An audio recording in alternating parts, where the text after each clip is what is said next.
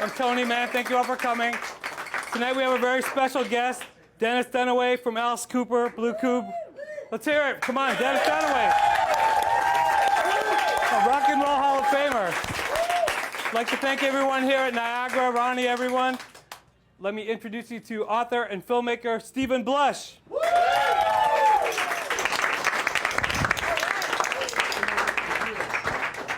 Let's hear it from my man, your man, Tony Man.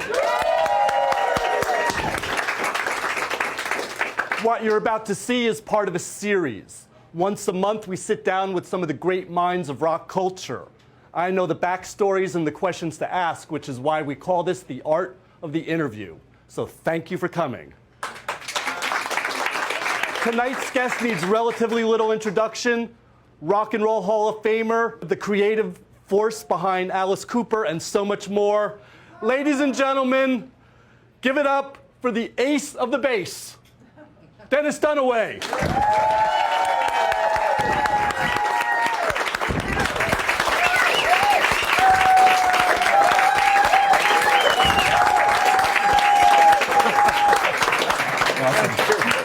Wow. Thank you. Well, Awesome. Look at all these smiling faces. I must owe them money, and they think they're going to collect. So thank you, everyone, for coming. Thank you so much. Great to have you here, Dennis. We're just going to go talk a little history on you. Let's kind of start with your introduction to music and rock and roll. I guess we're leading into high school and the start of the band. In high school, in 1963, I went to see Dwayne Eddy and the Rebels, who I didn't know were going to be there because it was actually a double feature movie of Peter Pan, Walt Disney, and Hercules, Unchained, Steve Reeves. And I wanted to see the guy, smash down the pillars and everything. And so between movies, I didn't have money to go down and buy some more popcorn. And these guys come out and set up equipment, and they do 3 or 4 songs, and dar dar, yee-haw, did it, and I'm like, that's what I want to do. So that was actually the moment when I decided that I was going to become a musician. I talked to my new friend at high school, Alice, who Vince Fernier at the time. I was 16 and he was 15. I told him, we got to start a band.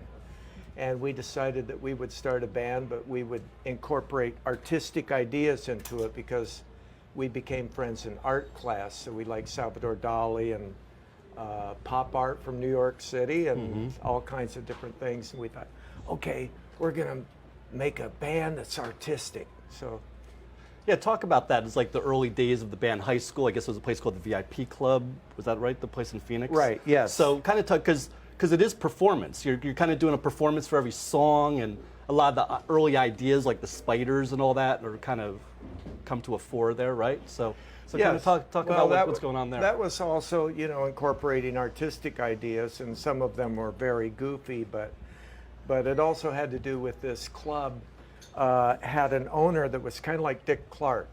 He wanted to know keep up with the teens and know what this week's flavor is, and so a band would come in and be the big house band for a couple of weeks, and then all of a sudden he'd get a new band. And so when he hired us, then we decided, you know what, we don't want to be replaced. We're going to keep changing so fast that 2 weeks from now we are going to be the new band. And that's what we did. We started coming up with some gimmick every weekend. We would play Friday and Saturday night, 2 or 3 sets. And then that escalated to we had to have a new gimmick for each set. And, so it was kind of like we didn't have any money to do this. So we'd go out in the alley and get the garbage cans and put them on stage, and we would probably the craziest one we did. Oh, we had toilet paper night. We raided the bathroom, and the bathroom was a big target for some reason. They were remodeling this bathroom, and so we came out. We wrapped Alice up so he looked like a mummy. We called him the Viper, the Wiper, and then we had toilet paper sticking out of our ears and out of it. and then we would throw toilet paper and it'd unravel over the crowd. So that led, how are we going to top that? Okay, well, they had taken the bathtub was going to be replaced, and it was one of these big old iron bathtubs with the claw feet. We decided, okay, Alice is going to get in the front of this and be pointing like George Washington crossing the Delaware, and the rest of us are going to heave-ho this through the crowd out to the stage, and then Alice was going to get out. We'd do a show, and then he'd get back in, we'd heave-ho it back, and of course we got back to the back room and collapsed, you know, like, whose idea was that? So it just kept going, you know. It was a lot of fun and a lot of things that would fail, but it didn't matter, because if something failed, we just didn't do it again, or we would think of a way to make it work. And then the things that worked, we'd just keep doing them for a while. But the concept was that we wanted people to say, wow, you should see what this band did. And then when they bring their friend, we do something completely different. You know, it's kind of a cool story with you guys too, because you really are like high school friends, you know, and you kind of come of age together. Like there's a story of you guys in the Grand Canyon and like all this kind of stuff. But kind of talk about that, because that's a really cool part of the story to me, is that like here's a bunch of high school friends that really do make it to the top at one point, you know. So it's you know, it's kind of a cool story, I think. Well, we had a great track coach who was also our English teacher, and also ran the journalism class, which actually I signed up for journalism, which for some reason was considered an all-girl class, like home economics at the time. So I signed up for this class, and all of the guys on the cross-country team, Alice and I by then had gone out for cross-country and track, and they're all like, oh, Dunaway, what a sissy, you're in the journalism class. And, like, and then it dawned on them, wait a minute, he's in the class with all the babes, you know. So, and anyway, so and Alice and I had a real Ferris Bueller thing going, except we were a team. And this school, when I started, was the second year in its existence, so a lot of the rules weren't etched into stone yet. So Alice and I would be caught out of class, or we would be caught with our hair getting long, and but our English teacher would kind of help bail us out, because he needed us for the next track meet. So we worked a lot of things like that. So now he decides he's going to have the cross country and track team go down to the bottom of the Grand Canyon. And this isn't the main canyon, this is Supai Canyon, which is still Indian reservation. So he would have to promise the Native Americans that we would leave it, you wouldn't know we were ever there, and we wouldn't be all crazy and loud and everything. But you had to hike all the way down the side of the Grand Canyon, zigzag down to the bottom, and then hike about 6 miles to get to this paradise where there's waterfalls, and the water is extremely turquoise because of the high lime content. You reach your arm in, you can't see your hand anymore. So we all went down there. By then, Alice and I were pretty inseparable buddies. Now at night, there were tarantulas spotted crawling on the... So Alice and I were on this cement picnic table. We locked our arms so we wouldn't fall off if we were asleep.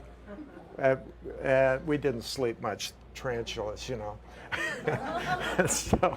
So a lot of things like that. I mean, this third guy who was on the track team, who became our drummer, we decided that, okay, we're going to have this thing that Coach Smith had set up, where we were going to have a bonfire, and then he would tell scary tales, and he was really good at it.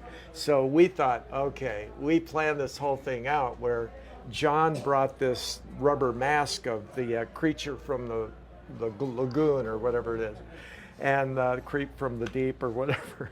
And so we were going to have John sneak off during the scary stories and go over to the river And then we would time it so that we would call, hey, we saw something down at the river. Come on, everybody. And then John would come up out of the water with his mask on, right? Okay, so best laid plans. There were only two other people in the canyon. They had a tent that was a little bit, I don't know, a couple 100 yards from where we were. And what we didn't realize, and we didn't want to use our flashlights because we didn't want the other guys to see us sneaking down there with our plant. So anyway, what we didn't realize is that when you're down in the Grand Canyon, when it gets dark, the canyon's so deep that it gets pitch black down there. And so Alice and I are walking around in the woods trying to make our way down to the river. And we're like, oh my God, I don't know, we're lost, you know. And all of a sudden this light goes on and we're right next to the tent where these other campers are, and they're drunk. And the guy comes stumbling out, so we go and try to hide behind a tree. And this guy comes stumbling out with his lantern and stumbles over to this tree and starts taking a leak on the tree. And then he looks over and he sees us, and we're standing there like, and it's like he's so drunk he didn't want to deal with it. He went into denial. So he just, anyway, so that never happened. We left John stranded down in the stream, and we went back to the... So awesome. Just stories like that, you know, just teenagers, Yeah. you know, goofy stuff. It was almost more than a band. It was like you guys were really brothers at a certain point too. Oh yeah, the band was just part of what we were up to. Mm-hmm. So talk about go to Los Angeles. Talk about paint us a picture of like late '60s Los Angeles and you guys kind of connecting yourselves within this scene that you're saying. Well, as the Spiders, which is what we became for the VIP Club, we actually got a hit single that went to number 11 in Tucson, Arizona, called "Don't Blow Your Mind." And we were pretty big, a garage band. When we played all around the Southwest, when we played our song, people would jump up and down. So we were pretty big. And we were still living at home. And we were getting paid pretty good at the VIP. So we had cash in our pockets. And now a friend of ours kept saying, well, you guys are big fish in a little pond. You got to come to LA and see what's really happening. We're like, I don't know, why go to LA? We got chicks galore here and everything. And anyway, he talked us into going for a weekend. Now, this is youth talking, but we didn't even check to see how much money we had. We all piled in a van and we drove to LA. And then when we got there, we couldn't afford a hotel room. We slept in Griffith Park on the park benches. And then in the morning, we're like, oh, we're hungry. We still don't have any money. So we started just wandering around the park together. And then we see this guy. It's early in the morning now, like break of dawn. This guy's got this sandwich truck, fresh daily sandwiches. But he's tossing all of the previous day's food into the garbage bin. And we show up and we push skinny little Alice up front, because he looks the most pathetic. And we go and we're looking at the guy, with big eyes, and the guy keeps tossing stuff, and then he goes, take it. And like a bunch of locusts, we moved in on the truck. So,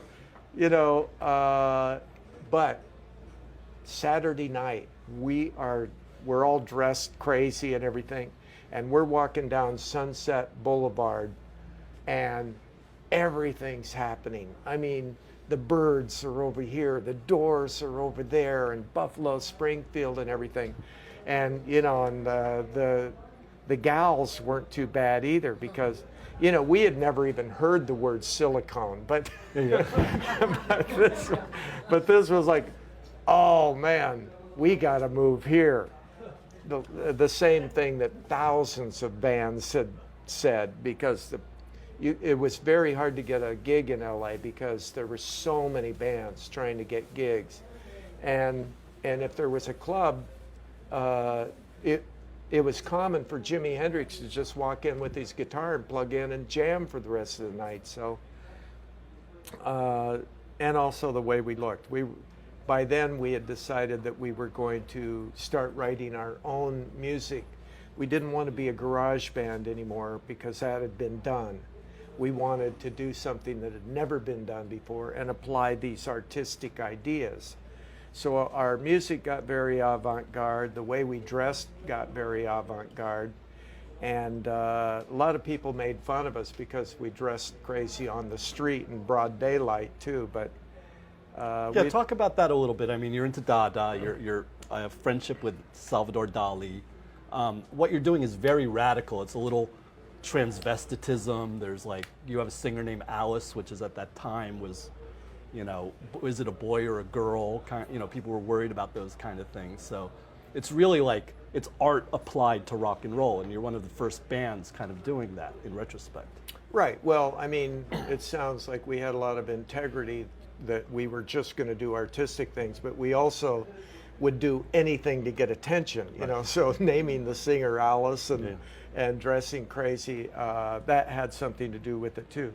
And, you know, the androgynous thing, it was very difficult to talk our guitar player, Michael, into doing that. But then when he saw that the girls liked it, then all of a sudden, you know, we won him over pretty fast. So, you know, things were kind of heading that way anyway. We thought, you know, our influences were the British invasion, but we were also watching all these other things, you know, Liberace and Little Richard and all that kind of stuff. So the inspiration to become more flamboyant in our the way we dressed, you know, even the Beatles wearing those satin outfits on the back of Sgt. Pepper, you know, that was something very different for the time. So all of those things kind of, whatever we liked though, we wanted to outdo it. You know, we saw somebody with long hair, ours is going to be longer, you know, so that had a lot to do with it. And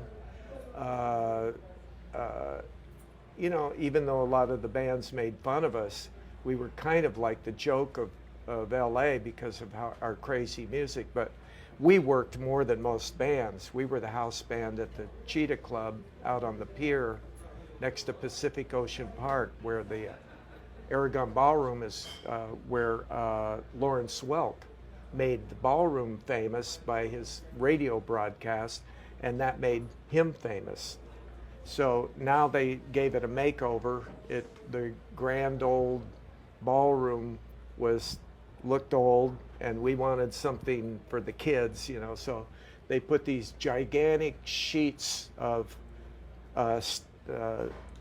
aluminum, shiny stainless steel maybe, and these curtains would be this giant oval, and then they had this outrageous light show that looked like a gigantic arms of an octopus reaching out with all of these different colored lights and everything, strobe lights and everything, very psychedelic.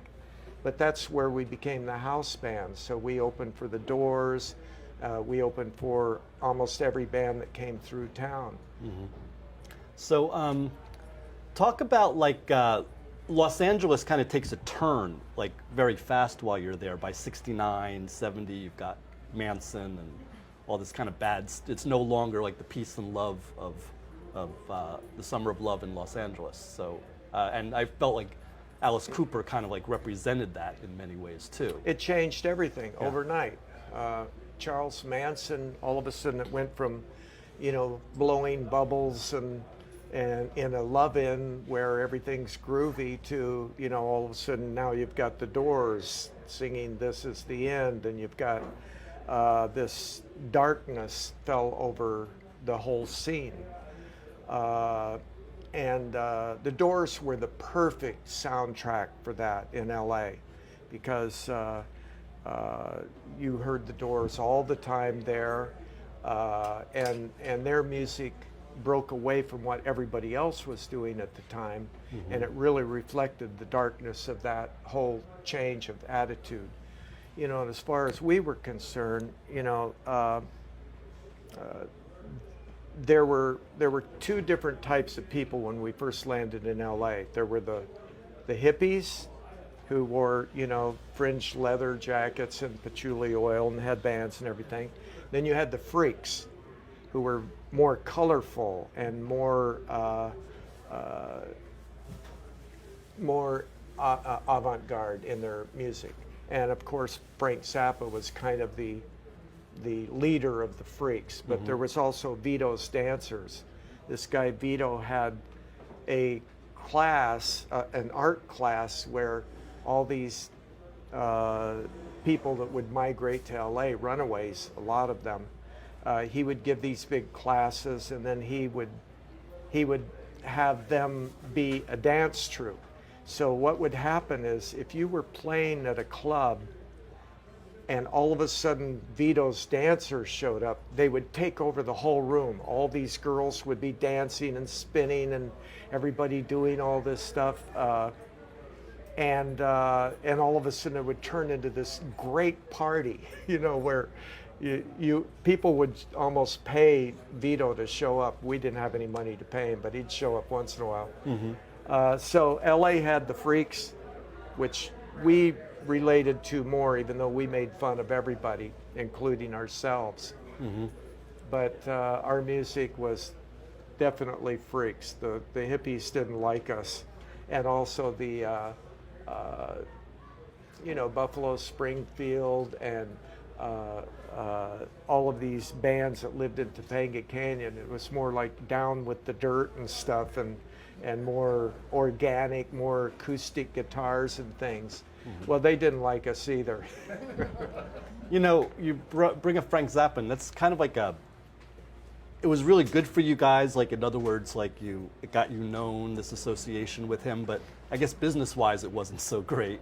And, but kind of, it seemed to me like you were like almost like, I met him once, and it almost seemed like people were for his entertainment. Like, so like he had like a menagerie of weirdos that he was kind of surrounded himself with. So it would be like, you were almost like a male version of the GTOs maybe, or something like that. Did you ever kind of feel like, did you get what I'm saying? Oh, definitely. The whole Mothers of Invention following was as colorful as we were.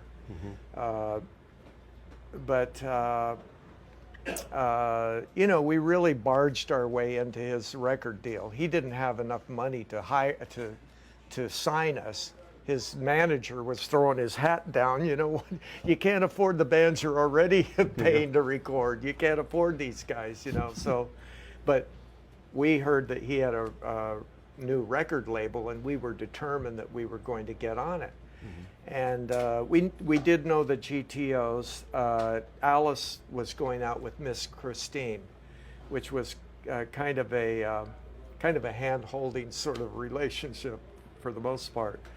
But we would walk all the way from Topanga Canyon to Laurel Canyon and up to the log cabin that Frank Zappa owned. GTOs lived down in the basement. And we would go over and beg Miss Christine to get Frank to come and hear us, because we knew he would love us and sign us to his label. She talked him into it 3 times, and then he couldn't show up, and then he couldn't show up, and the third time he even showed up, but he had to leave before we played. So now she made the mistake of telling Alice that Frank's going to be home tomorrow. We're like, we're coming over. No, Frank doesn't like people to come over. We're like, we're coming over. Just tell us what time. She's like, okay, let's just say 7 o'clock, and I'll call you if it's not okay.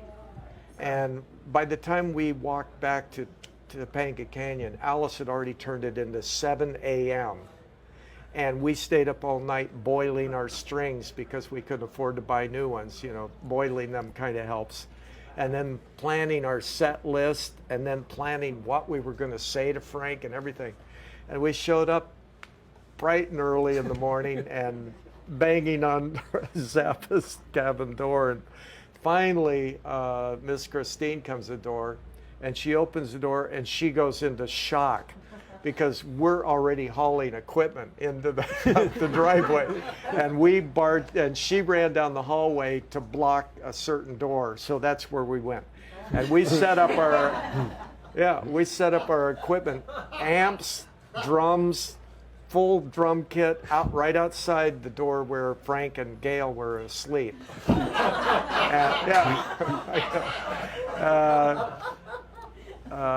And I remember we were playing so loud that the picture on the wall was going crooked. So finally the door opens. Frank's hand, all we see is Frank's hand come out, motioning for us to stop, And we stop, it dwindles to a stop, and then he sticks his head out and says, "Let me have some coffee, and then I'll listen." And so Miss Christine's scrambling to the kitchen, and she points, set up the card table there, get the chair, get it. So Frank sat down with a big mug of black coffee, and I think we played 3 songs, but he may have cut us off sooner than that. But he stopped us and he said, you guys do stuff that I can't get the mothers of invention to do. And I'm thinking, really? I don't know if I believe that, but I'm glad he likes us. And he said, I'm only going to be in town for 3 days. And if you guys want a record deal, I need to talk to your manager, and we're like, manager, what's that? We're like, oh my God, we have 3 days to get a manager. He said, if you can't, and I'm the only one in the band that remembers it this way, because the others remember that he was practically begging us to sign with his manager. Yeah. But no, he said, if you can't find a manager, I guess Herbie Cohen can do it, but I'd rather have him, focus on my career, not yours. So, and anyway, so my wife is here, Cindy, who she had come to LA because her brother, Neil Smith, the drummer of the band, had given her a call when she was in Dallas, and Neil had just quit his really cool band that had moved to San Francisco, and he's telling her, well, you're doing it, following all your dreams, and here I am just a loser, where you got nothing going. And he said, I'm not going to hear you talk like that. I'm coming to LA. She came to LA and she got a job at this place, Inside Outside Boutique, which was, I think Santa Monica, wasn't it, Santa Monica. And she worked there with her girlfriend, Linda, who they're still best friends after all these years, but they would make groovy clothes, and it was a clothing shop. And these 2 New York guys would come in there, frequent it once in a while, and it was Joe Greenberg and Shep Gordon. We called him Joey at the time, but he came in, they came in, and Cindy said, you guys look like managers. Are you managers? And they're like, yeah, we're managers. More recent years, Joe Greenberg said if they would have said, are you guys roofers, we would have said, yeah. two blonde babes. Yeah. And so anyway, Cindy's like, oh, who do you manage? And Joe said, the left bank. And Cindy's like, oh, okay. So anyway, the next day, they showed up in their old Cadillac, and Cindy brought them up to Topanga Canyon, and we played some of the music for them, and I don't think we won them over with our music at all. They're like, oh, what's this? We're playing BB on Mars and stuff like that. And anyway, but when we told them that Frank Zappa was ready to sign us, all we needed is some managers, then they were in. So they agreed at least to come and hear us play at this show that was a Lenny Bruce Christmas show. It was a benefit.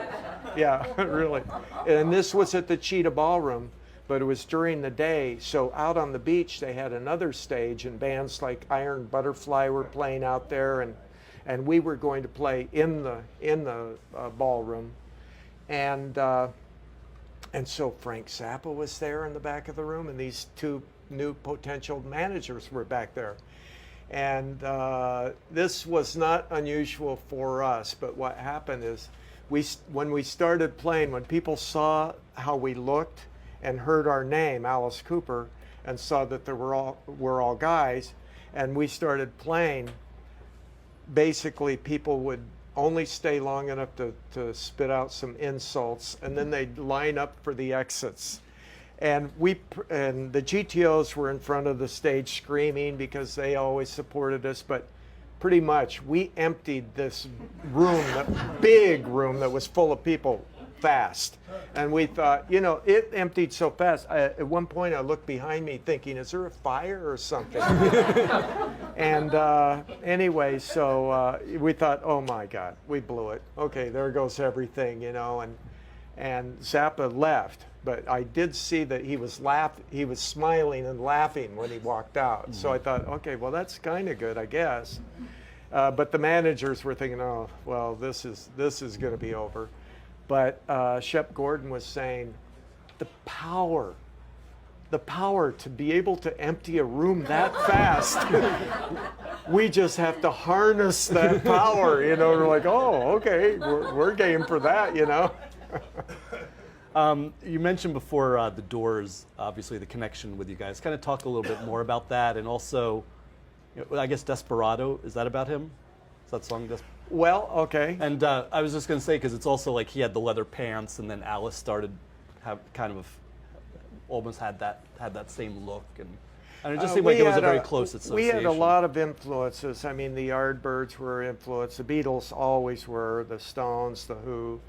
But when we would get to know people, then all of a sudden there would be an obvious influence. You can hear Robbie Krieger in Glenn Buxton's guitar playing a lot. And we were friends. We liked what they were doing, but so we got to know the Doors because the first time we played with them was it might have even been the Lenny Bruce thing, but it was a similar kind of event. I think it was a different one. And we played 3 shows with the Doors in one day. So we did a noonday and an evening show, and then that night. And I wasn't even going to go stick around for them, because that day the girl who would book us for the Cheetah Club had gotten us the Doors album. And I remember putting it on this little tiny cheap turntable we had and playing it, and I'm thinking, the Doors sounds more like the Boars to me. And I didn't get it, not at all. And so I remember I was walking out of the club when the Doors were getting ready to play, and then she said, oh, you criticize people for walking out on you, and you're not going to give them a chance? And I'm like, oh, okay, I'll listen, And of course, it was amazing. And the show after that was even more amazing, and that night was just to the moon. But between those shows, we hung out with them backstage and became friends. So, we would see them around Hollywood, and they came over to our house for a Halloween party. I can imagine. Talk about, we hear now about the Hollywood vampires a lot. What was that about? What was that really about? Or what was that about? You mean the original Hollywood vampires? Yeah, yeah. Well, that was post-original Alice Cooper group. That was Alice, who at that point had gotten very deep into the bottle, not just sipping beer all day like he spent years doing, but now he's drinking hard liquor as well. And that was at the Roxy or the Rainbow, can't remember. I think it was at the Rainbow. Rainbow. Yeah, Rainbow, thank you. Thank you. Everybody knows but me. And, John Lennon was going through his Lost Weekend, and Harry Nilsson, and so Alice would, if you've ever been there, there's like a few steps up to this little, almost like a tree house, but it's in the club. And it's got a table, like a picnic table kind of a thing, and Alice and John Lennon and Harry Nilsson, Mickey Dolenz, Mackenzie Phillips, she was just a kid then, but she was there. And they would just, drink until they were oblivious to everything, and then they called it the Hollywood Vampires. And later on, Alice has formed the band, right, and kind of as a tribute to all of, not only them, but other musicians who were great and kind of, had more to do had they lived on. Sure, sure. There's also a connection with you guys in early Pink Floyd too, right? Were you guys friends with them? Yeah, Pink Floyd. We're talking about Sid. Is this Sid Barrett era? Is that what we're talking about? Yes, Sid Barrett. Okay. We first heard about Sid Barrett when we lived in Topanga Canyon because Alice and I read this Paul McCartney interview, and the guy was saying, hey, what other bands are happening in England right now? And he said Pink Floyd. So we sent away to England and got their album, the British version, before it was released in America. So that was an influence. We played that record until it was hardly playable anymore. But then when they first came to America, Joe and Shep were helping them with their tour, and they came and stayed at our house when we lived in Santa Monica. And we were the house band at the Cheetah Club, but we didn't have any money. I remember we were all congregated in the kitchen, and Sid Barrett was sitting at the table, and Roger Waters went over to the refrigerator to see what food was in there. And when he opened, and we said, no, don't bother opening it. All that's in there are carrots. And they laughed, but when he opened it, then he saw there was nothing but a gigantic bag of carrots because our light show guy, Charlie Carnell, had gotten a job at the local carrot juicing place, and he got 3 carrots, and that's all we had. Yeah. In fact, we had eaten so many carrots that our skin was turning orange on the palms of our, and not from stains, from inward out.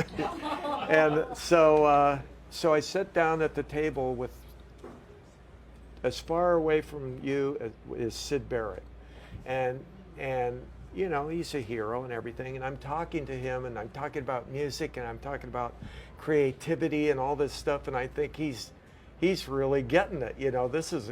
This is me talking to my hero, and we're really locking in. And then I realize that it's one of these. He's not there. He's sitting there looking like he's paying attention, and then I look over at his guitar is leaning against, it's not even in a case, and the strings were high, which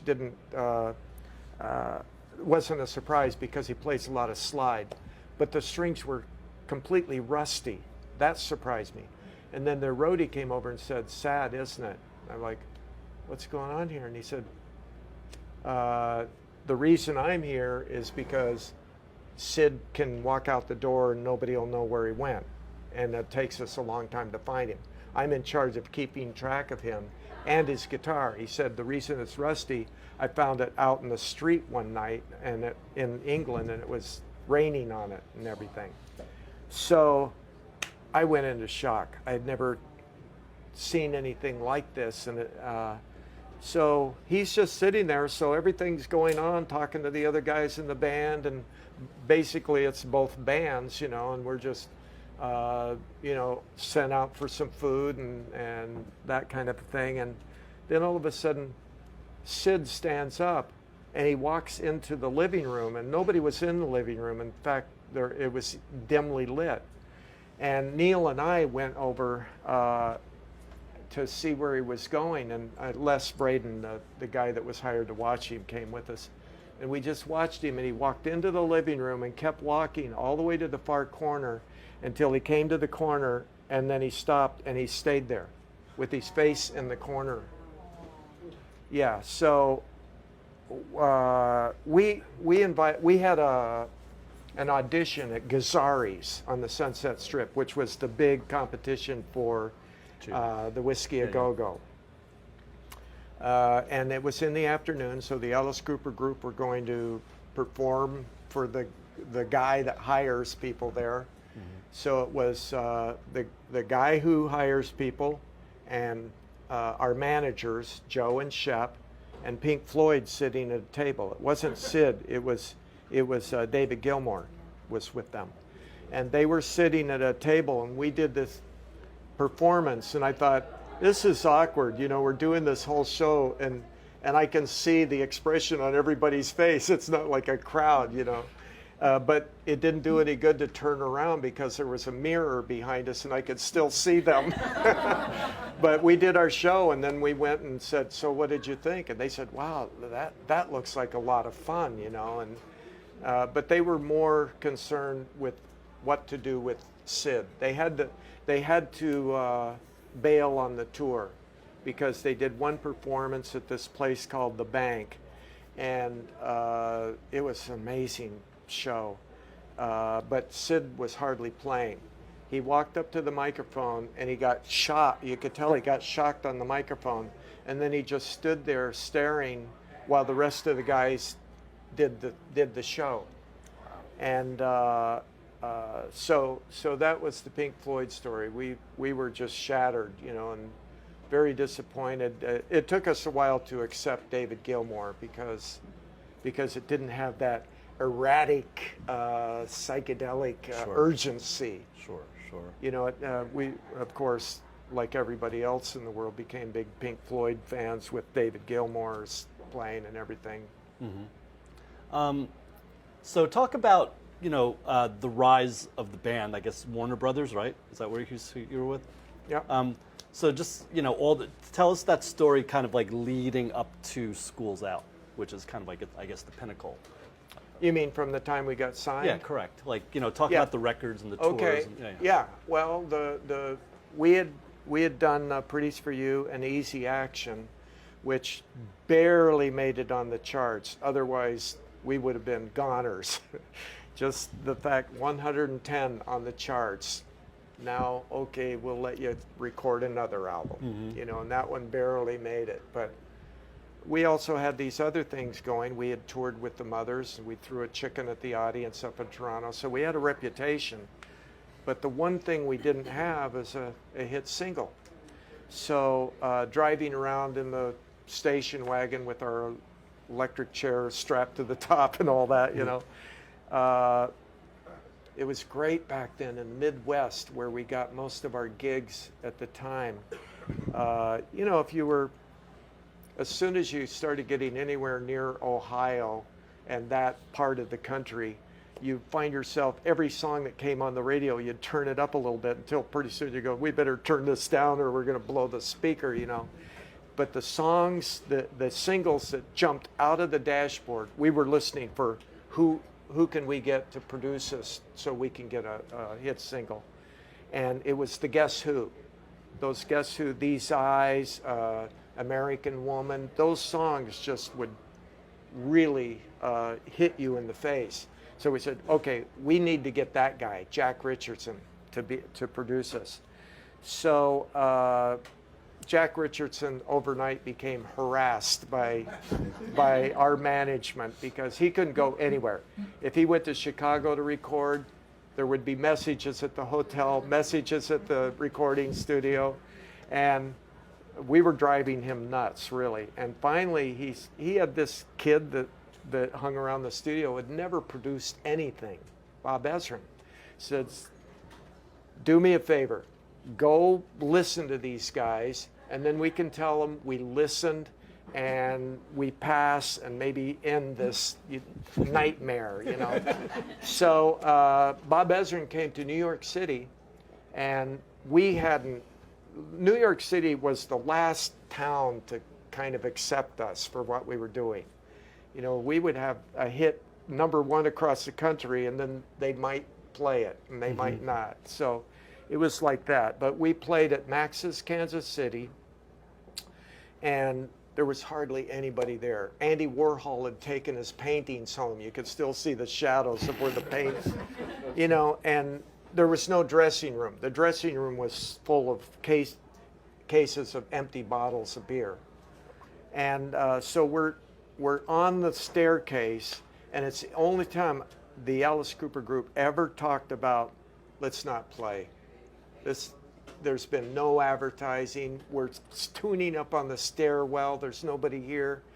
And me being Mr. Newt Rockney of the group, you know, I used to always say, hey, the smaller the crowd, the bigger the rumors. Let's go. You know, like Mickey Rooney, you know, Miss O'Leary needs an operation. Let's put on a show. And I remember Glenn Buxton saying, how about if we don't play and we start a rumor that we did? But anyway, we did this show, and by then people were there. You know, it wasn't packed like Bob Esson remembers, and people weren't wearing Alice makeup like he remembers. But we did play, but we put so much anger into this show. It was like just, we probably were doing punk more than what we were playing our songs, but we were delivering it like punk rock.